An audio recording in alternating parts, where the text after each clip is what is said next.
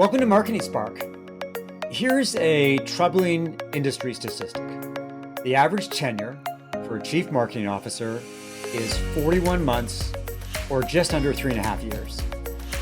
This number has steadily declined in recent years amid pressure for quick wins and results, the ever-changing marketing landscape, corporate realignments, and often the volatile relationships between CEOs and CMOs. It's a problematic trend for senior marketers. It's like walking on eggshells when they should be taking a short and long-term approach to marketing success. For CEOs, it leads to a lack of confidence in marketing and its ability to make a difference and drive growth. This episode of Marketing Spark will explore what makes for a strong CEO-CMO alliance and how both roles can be structured to drive immediate and long-term success. I'm excited to have Blaine Mathieu, who has a wealth of experience as a B2B CEO and marketing leader. I'm looking forward to Blaine sharing his insights on how the roles of the CEO and marketing leaders have shifted over the past decade, especially in the fast-paced SaaS sector. I'm also looking forward to hearing about his experience and how he navigated challenges as a CEO and marketing leader. Welcome to Marketing Spark, Blaine. Thanks, Mark. Great to be here. I've been listening to the podcast and following your email newsletter for years now. So great to finally get on the podcast. Thank you for being a loyal reader and listener. Why don't we start by having you give a quick overview of your experience as a CEO and marketing leader? It's an interesting combination because often you don't get marketers becoming the CEO. I'm originally a Canadian like you, although I live in the San Francisco Bay Area now and have for the last 25 years or so. As you mentioned, through my career, continually flickering back and forth between CEO roles and CMO roles primarily, although in many cases, when I was a CMO, I was also a CPO or in charge of product. Started my first company, my first CEO gig, I guess you could say, when I was 12. Started a software company in Canada that wrote and sold fixed asset management and accounting software to large enterprises across Canada. After spending most of my teenage years sitting in front of a computer writing computer code, I realized it was actually on the marketing and sales side that I was more interested and excited by versus spending the next 20 years writing computer code. Did an undergrad degree and eventually moved to Silicon Valley when Gartner brought me down as one of their first internet analysts at the sort of the dawn of the internet revolution. Did that for a few years and then moved to Adobe in San Jose, ran market intelligence and strategy for a few years. And then since then, as I mentioned, I've been primarily at early to mid-stage SaaS software, B2B software companies, and bouncing back and forth between CEO roles and CMO, usually CMO/CPO roles. Currently, I'm CEO at an early stage industrial focused software startup. And given my heavy marketing background, I do have a marketing associate helping me with some tactical execution, but I'm actually wearing both hats today. I'm wearing the CEO hat and I'm wearing the CMO hat. And maybe one other, because it's very hard to put these hats down once you've started wearing them. And just one other thing about my background through that career that I mentioned, I've been both at, as I mentioned, early stage startups all the way to larger SaaS companies like Adobe. And one of my previous CEO gigs was actually as a public company, CEO of a NASDAQ listed company as well. So I've been the entire gamut back and forth. And that's my story in a nutshell. So let's go off script here. I had a list of questions I was going to ask you, but you threw a spanner into the works when you mentioned off the get-go that you started a software company when you were 12, that you were selling software to accountants. I cannot let you continue with this interview without stepping back and saying, so what's the deal there? Tell me about what you did and how a 12-year-old comes up with a software product, and how did you turn it into a business? And what happened to that business as you got older? I use that term very lightly. As I got to 18 even. Yeah, it's an interesting story. And I'll tell you the short version because the long one is also even more interesting over a glass of wine. But basically, this is at the dawn of the PC revolution in the early 80s. I ended up through luck, and that's the longer story, with one of the first Apple II computers actually in northern Alberta, where I was from originally. And even before I got that computer, I was writing computer programs on paper before I had anything even to type them into. I've been a computer geek since almost before computers, one way or another. The town that we lived in, the local accountant also was an early computer geek. And he got some of the first IBM PCs that were ever produced into his office. And he literally called me down. I rode my bike down to his office and he said, Blaine, I got these two PC things. What could I do with them? Because I was the town's computer geek, right? And I looked up on the wall and I saw these giant sheets of paper that he recorded his clients' assets on. These are literal spreadsheets. This is where the concept of a spreadsheet came from. And I said, your computer could do that, I bet. And so he gave me one of the computers to write the first application on. And of course, with feature creep and everything else, we ended up with a pretty rich system, which I then took to market and sold to large enterprises and accounting firms all across Canada, all through high school and into my undergrad degree, actually put me through my undergrad degree. And that really began my focus in business, entrepreneurialism, marketing, sales, and was based on my geekness, I guess you might say. So you must have been quite the salesperson and marketer because it sounds like you're a 13-year-old, a 14-year-old, a 15-year-old, and you're selling to adults working at enterprise companies. Did your accountant act as your sales front, or did you do the sales yourself? That sounds Well, no. like an incredible story.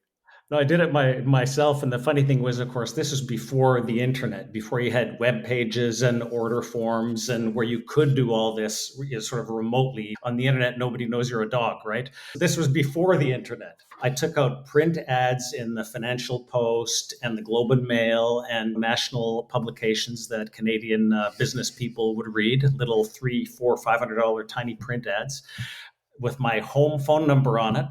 These accountants and executives would call my home. My mother would answer the phone, say, Blaine, it's somebody about the fixed asset management system. I'd run down and go take the call, get the person's info on the phone, mail them this set of floppy disks along with an invoice. They'd mail me back a check.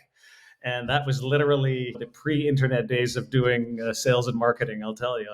So whatever happened to the business now? At the end of the day, what happened to the business? Let's say the code base started to get pretty aged by the time I was in high school or by the time I finished my undergrad degree. And by that time, I saw that another thing was just starting to come on, this internet revolution, which was the next level, you might say, of the PC revolution that my first business was based on. I saw that the internet revolution was going to be something that was going to make a huge difference to the world of business and marketing and everything else. And so I ended up creating a website. It was really a blog before blogs existed called killerstrategy.com. The latest analysis of what businesses could do on the internet, these new emerging business models. Used to do a lot of writing about Amazon.com back when they were just beginning. And in the same week, I got a call from the head of marketing at Amazon, actually. They only had about 100 people at the time, asking me if I wanted to move to Seattle to work for Amazon. And I got a call from Gartner Group in San Jose asking if I wanted to go and be one of their first internet analysts working for Gartner. And they were getting killed by Forrester and Jupiter and some of the analyst firms that got the internet. And I said to my wife, so Seattle or San Jose, what do you think? She said, absolutely, we're not going to live in the rain. And there was another reason too. Being a PC geek and an Apple computer acolyte from the early days, actually moving to Silicon Valley was certainly always one of my goals. Moved to San Jose and the rest is history. Let's get back to our regular programming. We're here Yes. to talk about the dynamic relationship between CEOs and marketing leaders.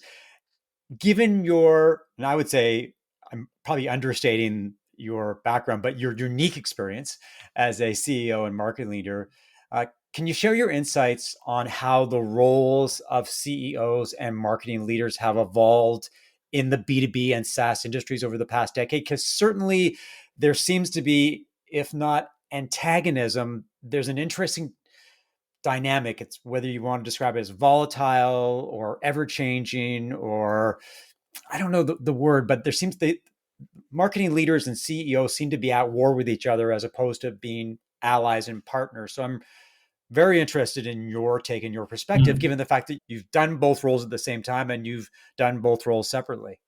It is very interesting. And I think, first of all, when you said the stat earlier about 41 months being the average tenure of a CMO, I was shocked it was that high.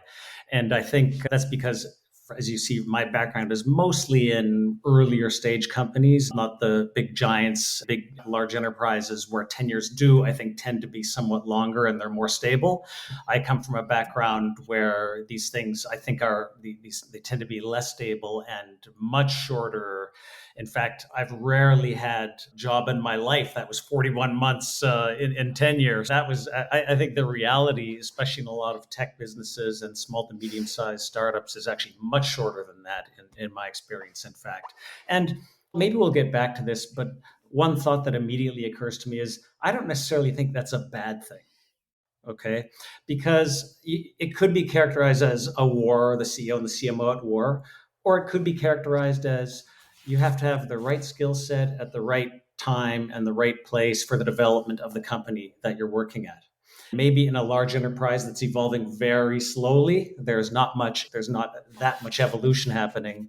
But in the startup world and in the technology world, that evolution is happening at breakneck speed, right?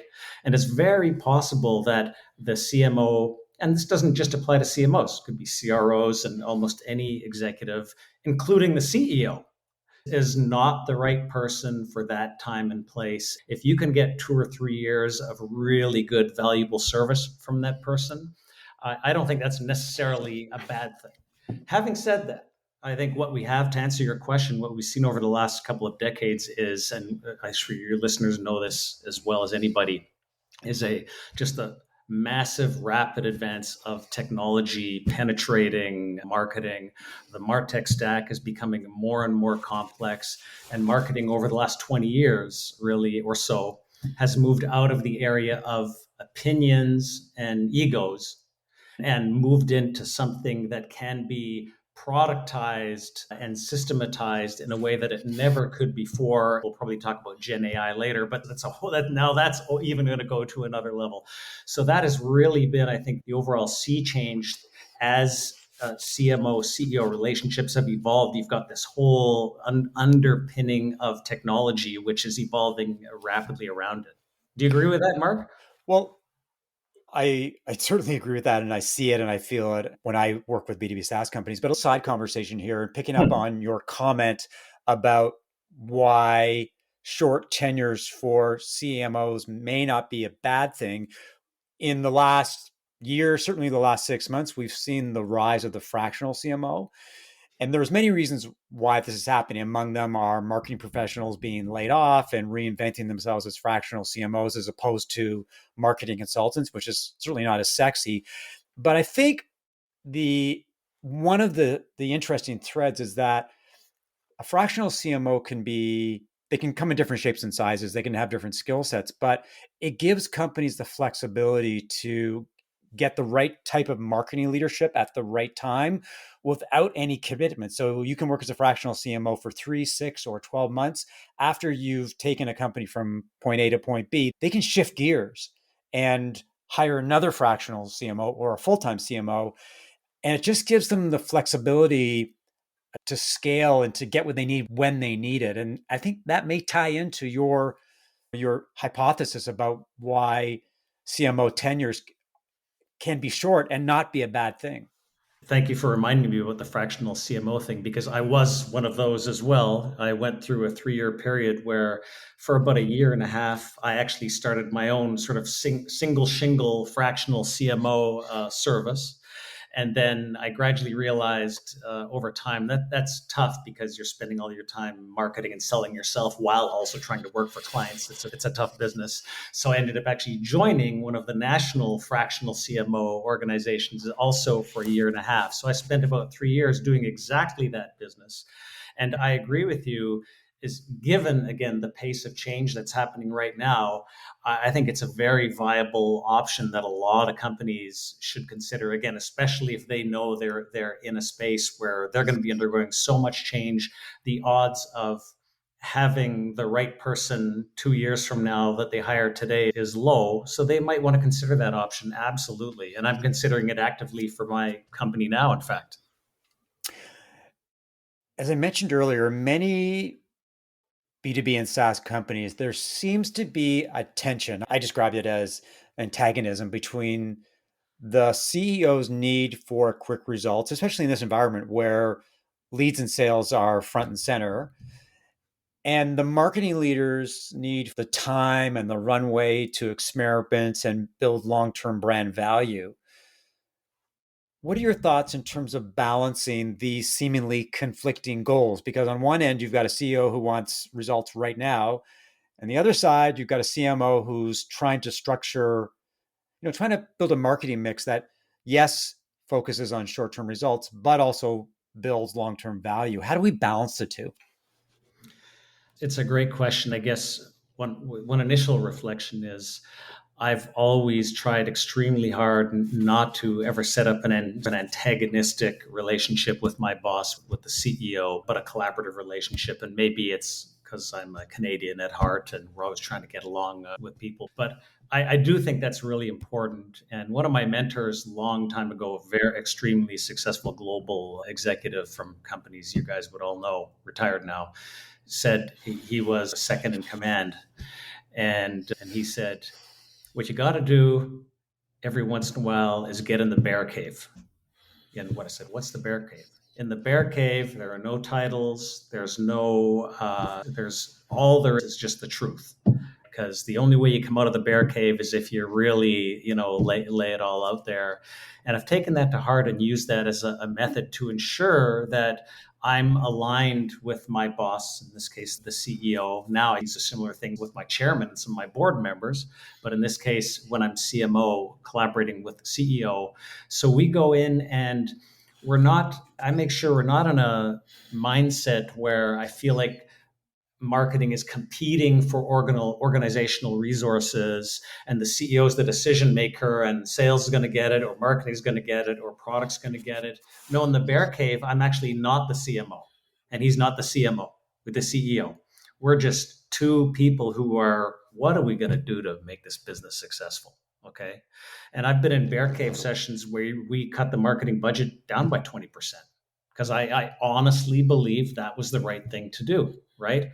I've also had, bear cave sessions where the CEO left with a much clearer understanding of why are we doing this? Why are we engaging in this blogging initiative and doing this business on the edge video series? It's very hard to prove ROI.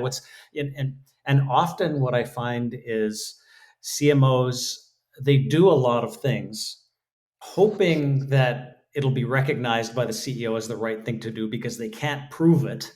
It's very hard to get metrics around a lot of this. Mm-hmm. And that hope is almost always dashed. Eventually, the CEO comes up and says, I've let you run with this thing for 6 months now. It's a waste of time as far as I can tell. Move on to something else. And that can be avoided if you and the CEO really find a way to have a mind lock on the things that are hard to validate and prove. And then, of course, for the things that are validatable, have a set of success metrics that you agree on. And if it doesn't work out, don't be defensive. It's not about failing, right? It's about the organization is failing and you have to come up with a new approach. And so anyway, I packed too much into that answer, but that's one way to think about it. I often say that one of the keys to success between the CEO and the CMO is creating partnerships from the get go, where you're both aligned in terms of goals, expectations, how things are going to happen, when they're going to happen. I'm interested in your experience as a CEO dealing with marketers or as a marketer dealing with your CEO. How do you make sure that both parties are in lockstep? Because expectations can be different, priorities may be different. The CEO is obviously where growth and valuation. CMO has their own priorities. But how do you make sure that when you come to the table, when you move forward, you can move forward together, and that while success is always a good thing, that there's room and latitude for experimentation and failure? Because marketing is sometimes things don't work and they can be spectacularly unsuccessful, but that's how an organization can optimize and move forward. What are the Yeah. dynamics? What are the key success in making sure that you've got a partnership as opposed to these people who are grinding together and being maybe It's almost like a competition in a sense, or a rivalry in a sense. That's another lesson I've learned in my career a few times when I've been wearing my CMO hat on, is I've had some spectacular failures, wasting millions of dollars in marketing budgets that weren't that big on crazy ideas. And I learned some real lessons there from my CEOs who didn't just immediately fire my ass, and because we had a level of trust and a level of collaboration and understanding, and we knew that some of the things I did were going to be mistakes. Now, after one of these egregious mistakes, he said, Blaine, you owe me a really nice bottle of wine after this one. And I did give him a very nice bottle of wine, because I probably should have had my butt fired. But if you have that level of trust, and then you said another thing, which I think is important. I make sure, whether I'm the CEO or the CMO, doesn't matter who's, but the mindset needs to be, you're only going to hit 70%, maybe 60 to 70% of your goals, of your targets, of your objectives, okay, for in your go to market. If you're hitting 100, then you're not trying hard enough. You're not doing the innovative things that need to be done to really move your company up the inflection point. So if you're happy with slow growth and steady as she goes, okay, set goals that you need to hit 100% of. But if you want to hit an inflection point, then you have to assume there's going to be failure there. And I make sure that's not the unspoken truth between the C-level executives. That's the blatant stated objective. We're going to have a scorecard, and 7 out of 10 of those things are going to be red at the end of the quarter. And if they're not, then we didn't try hard enough, right? In setting these things. I don't want to lose this one other point your question brought to mind. We're talking about CMO, CEO collaboration and effectiveness. But of course, we all know there's the third dancer in that party, and that's chief revenue officer or chief commercial officer, or whatever you want to call it. And that relationship is just as important for CMO success and for company success as the CEO relationship is. And depending on where the CEO's mind focus is, because some CEOs are very go to market focused, in that case, CMO needs to be really aligned. In some cases, they're more product or technology focused, especially in startups. But the CRO CMO collaboration, which I know is not the topic, but is just as important, because if that's not aligned, then you know who really has the CEO's ear. That's the person who holds the sales quota, who keeps the CEO from getting fired when you go into the next board meeting and the CEO either hits or doesn't hit her number for the quarter. That's where the rubber really hits the road. So make that collaboration really effective as well. Of course, I need to talk to you about AI, but before we move on from that, I did want to ask you about the dynamic in which a marketing leader is trying to build brand, trying to establish the company as one of the options for consumers, but you've got a CEO who is demanding quick wins and quick results. They're impatient. They want the CMO to be doing things that move the needle, and often there's conflicting priorities when it comes to who wants what to happen when. Yep. How do you navigate long-term growth goals and plans with, I need to see leads right away? Because I see it all the time. In every one of my engagements, there's an initial honeymoon. It probably lasts a couple of weeks. And then they're saying, okay, what are you going to do to get me leads and sales? And I'm like, I just started. I just trying to build a plan of attack. And this obviously happens when you're dealing with a full-time CMO. So as a CEO, what are the rules of engagement when it comes to making sure that both sides get what they want and there's no disappointments along the way? A couple things come to mind. I've been in this situation multiple times as a CMO. Every new CMO gig, it's the same thing. You've got a window of a honeymoon where you can update the website and start a new blogging initiative and do some brand building stuff. And then all of a sudden, the CRO goes to the CEO and says, I'm going to miss my number this quarter. And everything starts to be about leads, right? Leads. One way you can do it is to implement an account-based marketing program, and that'll distract sales for about 6 months while you think you're really collaborating tightly on a joint effort, and then you can keep doing whatever you want in the background while you're distracted by ABM. That's one method, but I've tried that a few times. It doesn't work in the long run. It works in the short run, but doesn't work in the long run. I do recommend ABM, but I don't recommend it as a distraction tactic. First of all, I think if your near term tactics are not also aligned with your longer term brand building, then you've got a problem. You're not thinking about this the right way as a CMO, and you're going to have a hard time justifying this kind of work to the CEO. And that's one thing I've learned over the years is the ground cover and the air cover, or the ground war and the air war, should not be thought of as two different wars. Okay, they're the same war. They need to be supporting and with each other, and your CRO and your CEO need to believe and understand that. Like, the reason you're holding this podcast video series is because you are specifically leveraging that content in your lead gen campaign, which is then used to increase your conversion rate from 1% to 3%. Okay. If you can't tie these things together, then you're going to have the problem. Eventually, the honeymoon is going to wear off. And I think that's probably the main piece of advice I'd given that. These cannot be thought of as, you got this brand stuff here and you got this lead gen stuff here.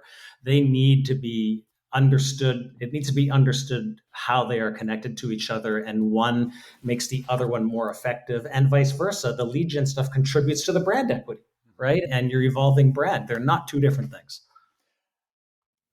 When we started thinking about this conversation, I was not going to talk to you about AI. Everybody is talking to everybody about AI, but I wrote a LinkedIn post this week about whether AI would replace content writers, and got an email from you talking about the post, and you had some thoughts in terms of how AI is impacting not only marketing, but business.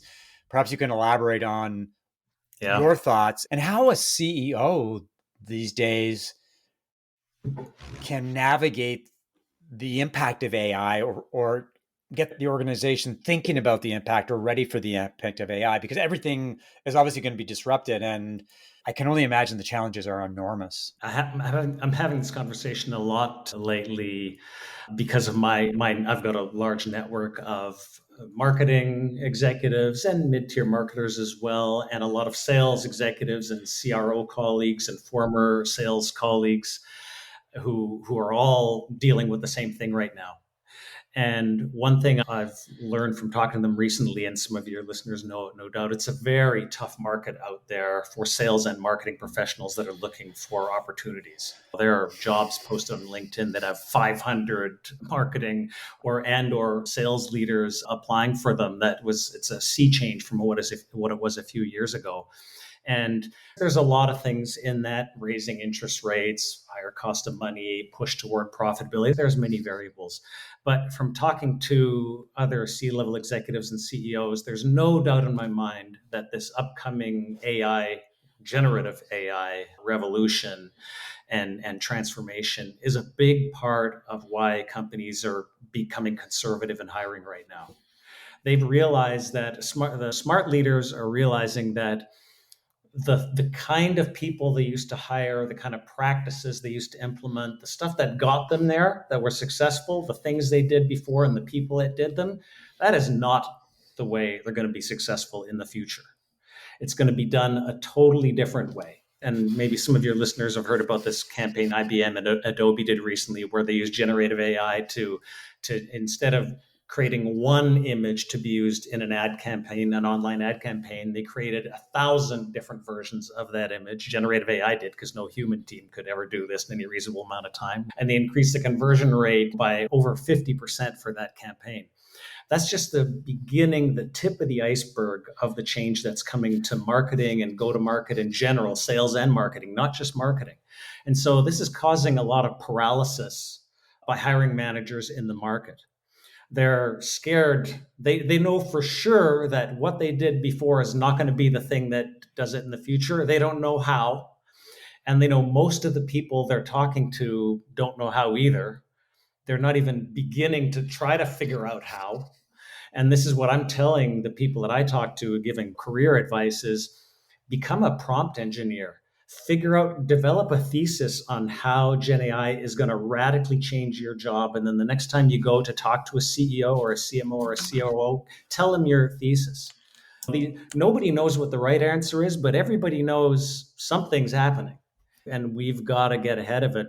In my current company, we are not only that CEO who's trying to figure out how to use AI in our go-to-market, but we're actually creating applications based on generative AI. It's part of our solution set. Mhm. And I will tell you that our engineering team and some of these guys are true like guru level engineers in AI for a long time.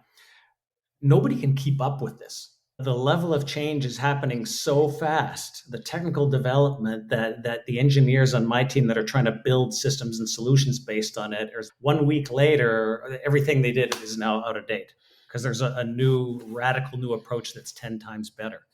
So back to marketing. If you're a marketer, I highly advise to think through your hypothesis for how your job, whether it's content marketing or campaign creation or event management or whatever it is going to be impacted by this. And then develop a thesis, begin to learn to use the tools and technologies.